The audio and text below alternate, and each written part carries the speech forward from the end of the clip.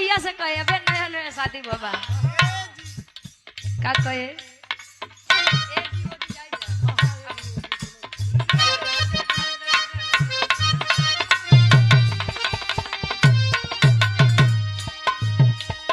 आवा ये रानी पोजरिया हो सट के सूता से जरिया हो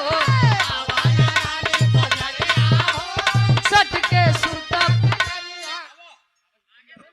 नहीं यार से चल जब पछवा से चढ़ के हिचवाई ले गए। अरे भदोही के वीर हैं आप। हाँ महुआ वाली के है ना गुरुदेव। हाँ ये महुआ वाली है।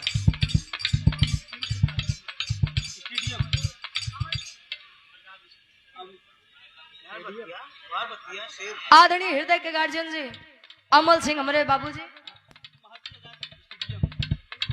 महर्षि आजाद स्टेडियम मेढ़ी की पवन सजी में से हमारे गार्जियन जी सुंदर माला अंगों से देकर सम्मान के आशीर्वाद के चारी और ढेर सारा हमारे पुरस्कार एक स्वर में सबका नमस्ते प्रणाम स्वीकार हो।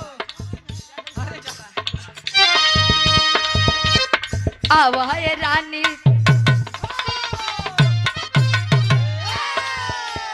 आवा ये रानी पोजरिया हो सट के सूता से जरिया हो आवा